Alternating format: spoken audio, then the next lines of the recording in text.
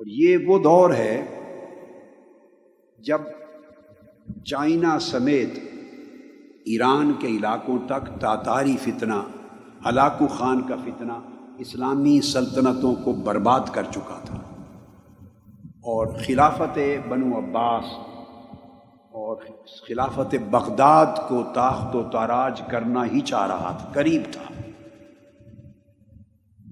اور اسلامی سلطنتوں کی شمع بجھتی جا رہی تھی۔ یہ وہ دور تھا۔ مگر اسی وقت یہ جو ترکی کے علاقے ہیں کونیا اور یہ سارا وسطی علاقہ، یہ جو علاقہ ہے، ادھر ہلاکو خان اور چنگیز خان نے اپنے نمائندے اور لشکر بھیج دیے ہوئے تھے۔ آفیشیل یوٹیوب چینل کو سبسکرائب کریں اور بیل آئیکن کلک کریں۔ اور مسلمانوں کی سلطنتیں تیرہ و تار تھی، چھوٹے چھوٹے ٹکڑے تھے، الگ الگ چھوٹی چھوٹی ریاستیں تھیں، برائے نام کوئی سلطنت تھی، قبائل تھے، قبیلے تھے، ان کے حکمران تھے، ان کی اپنی چھوٹی چھوٹی فوجیں تھیں، کاروان سرا تھے، صوفیاء کی خانقاہیں تھیں، کوئی مسجدیں تھیں، جداگانہ ماحول تھا۔ اور جب کوئی سلطنت مؤثر نہ تھی تو اس روئے زمین پر لوگوں کے دلوں میں ایمان کی شمع صوفیاء کرام کے ذریعے روشن تھی۔ صوفیاء کرام کے وجود سے شمعہائے ایمان روشن تھی۔ اور اسی دور میں یہ جو بعد میں خلافت عثمانیہ بنی ہے، سلطنت عثمانیہ، اس کی داغ بیل ڈالنے کی جد و جہد ہو رہی تھی۔ اس خلافت عثمانیہ جو 1924 میں جنگ عظیم اول کے بعد جا کے ٹوٹ گئی، اس کا بانی ارطغرل، لکھنے میں ارطغرل آتا ہے، ارطغرل، مگر ٹرکش زبان میں غین نہیں بولتے، ارطغرل، یہ بانی ہے۔ وہ ایک نئی اسلام کی عالمی سلطنت قائم کرنے کے لیے تگ و دو اور جد و جہد کر رہا تھا، مار کے ہو رہے تھے۔ 656 ہجری کے قریب تاتاری فتنہ بغداد آیا ہے اور 22 سے 24 لاکھ مسلمانوں کا قتل عام کیا ہے، اور دریائے دجلہ ہفتوں تک 2.5 ملین مسلمانوں کے خون سے سرخ ہو کے بہتا رہا۔ 656 کے قریب یہ فتنہ یہاں پہنچا۔ ادھر مقابل سلطنت عثمانیہ کی تشکیل کی جد و جہد شروع تھی۔ ارطغرل یہ سلیمان شاہ کا بیٹا تھا،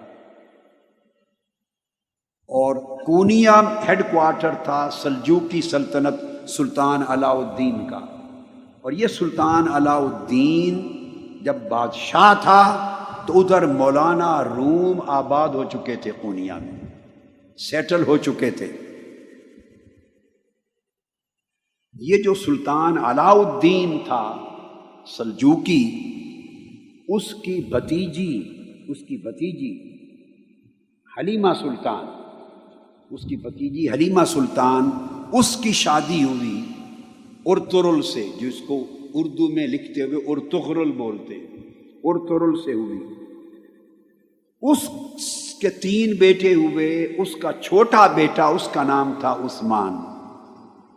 اس ارطغرل نے تاتاری فتنے کے خلاف اور ادھر صلیبی فتنے کے خلاف جنگیں لڑ کر سلطنت عثمانیہ، ایک نئی عالمی اسلامی سلطنت کے قیام کی داغ بیل ڈالی، بنیاد رکھی، اور پھر اس کا بیٹا جوان ہوا تو اس سلطنت کا نام اس کے نام پہ رکھا گیا، سلطنت عثمانیہ یا خلافت عثمانیہ، جو پھر 1304 عیسوی میں قائم ہو گئی، 1304 عیسوی میں، اور 1924 میں جا کے پھر ختم ہو،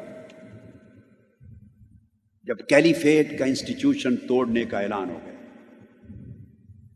یہ ضمناً ایک تاریخ کی چھوٹی سی جھلک تھی، وہ بتائی میں نے۔ یہ وہ دور تھا جب مولانا روم آئے ہیں۔ یہ ارطغرل جس کی میں نے بات کی سلطنت عثمانیہ کا بانی، اس کی ڈیتھ ہوئی ہے 680 میں۔ وہ زمانہ شیخ اکبر محی الدین ابن العربی کا تھا، ان کا وصال 640 میں ہوا ہے۔ وہ ان سے رہنمائی لیتا تھا قدم قدم پہ سلطنت عثمانیہ کے قیام میں، ٹرکش سورسز، تاریخی سورسز کے مطابق، ٹرکش سورسز کے مطابق ان کی لمحہ بلمحہ رہنمائی تھی شیخ اکبر محی الدین ابن العربی کی۔ سمجھانا مقصود یہ ہے کہ جب لوگوں کے دل ٹوٹ گئے تھے، سلطنتیں منتشر ہو گئی تھی، حکومتیں تیرہ اتار ہو گئی تھی، امت مسلمہ کا کوئی مرکزی محور نہیں تھا ان کو سنبھالنے والا، تو عالم اسلام کے اندر مسلمانوں کا ایمان صوفیاء کی وجہ سے قائم تھا، محفوظ تھا۔ یہ وہ دور ہے جس میں مولانا روم بھی آئے ہیں، اور سلطان شمس تبریز جب وہ کونیا پہنچے تو 642 ہجری میں مولانا روم فقر کی مسند پہ جانشین ہوئے۔ مولانا روم کی وفات 672 ہجری میں ہوئی اور پیدائش 604 میں ہوئی، 604 ہجری میں۔ اب آپ کو آسانی سے، تاکہ زمانہ سمجھ میں آ جائے آسانی سے، مثال دے دیتا ہوں کہ حضور سیدنا غوث العظم شیخ عبد القادر جیلانی رضی اللہ تعالی عنہ کا وصال مبارک 560 ہجری میں ہوا۔